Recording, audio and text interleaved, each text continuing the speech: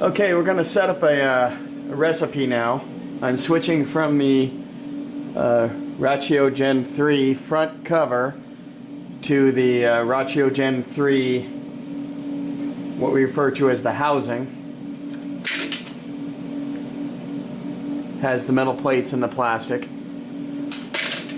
So what I'm going to do, first I'm going to make sure I'm not currently logged in. I'll log out. From the home screen, I'm going to navigate to the setup screen, and I'm going to set my parameters. When I'm all done, then I'll go to the recipe screen and load those parameters into a new recipe, or you could modify an existing recipe. So here's my parameters. I've done some tests already, so I know what I'm going to set the machine up with based upon my numbers, and this will be what we're considering the final program that we're doing on these parts based on the number of parts we have. You may have to run a 100, especially if you have any changes you're going to make into the mold cavities or with any of the components. So first thing I'm going to do is hit the edit enable. It asks for a password. The password is hierarchy based. So you have a recipe password, which is REC, which allows somebody to load a recipe. Does not allow them to do anything else. For the setup screen and lower screens, I can put in the SET password, set for setup screen. All passwords are automatically log you out after 5 minutes. So if you have a technician or somebody setting up something, walking away, the machine will protect itself and shut and log them out after 5 minutes. So after I put the password in, I have to hit the edit enable button again. The temperature for this part is 340 degrees. We have 50 psi.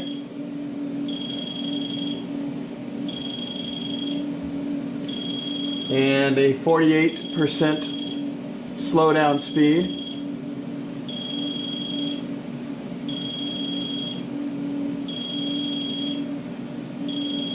I have a dwell time currently at 15 seconds.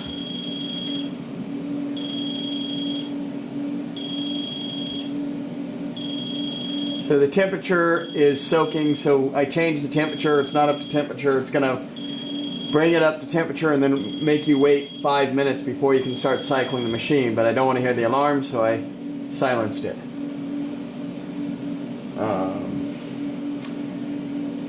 So back to the setup screen. I'm not playing with retract pressure. I'm not playing with the max cycle timer. Those are just do some specific functions for what it holds the head up with, and the max cycle timer is just so that you have a safety check in case things are taking too long. Slow down position. I'm going to have to double check these. We are using a boost.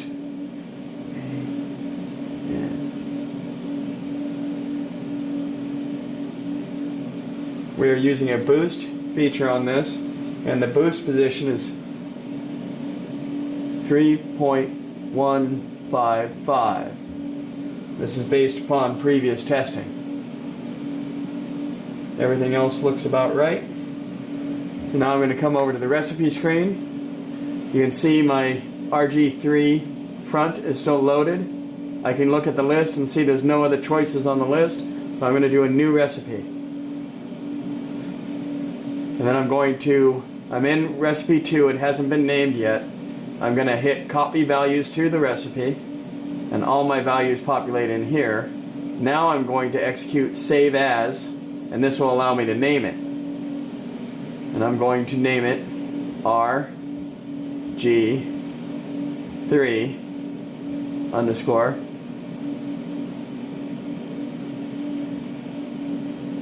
H. Now you have 10 character limitation. It'll accept more, but it'll kind of throw an error at you when you load the recipe if the name is too long. It'll still load the recipe, it just won't display it.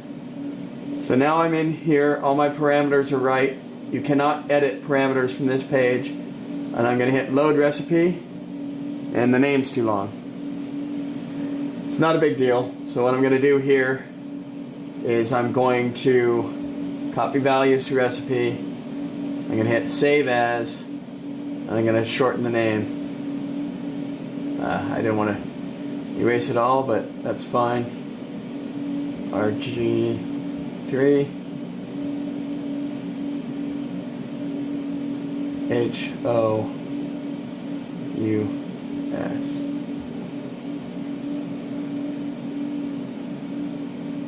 It gave it a new number, which is fine. I'll delete the old recipe, and then I'm going to load this recipe. That one, the name fits. So now what I can do is I want to go in.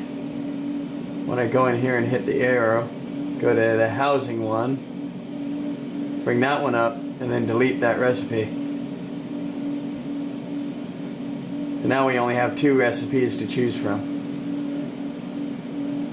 And you can set different recipes. It also remembers if the inspection, one of the things in here is if the inspection system is on or off, if you're using the over and under travel alarms associated to the recipes, so that you can store everything you need in the recipe. So the recipe's in use. One good feature on our equipment is you can tell if anybody comes in here and presses any of these buttons or tries to even, I'll show you, I'm going to log out just so you can see.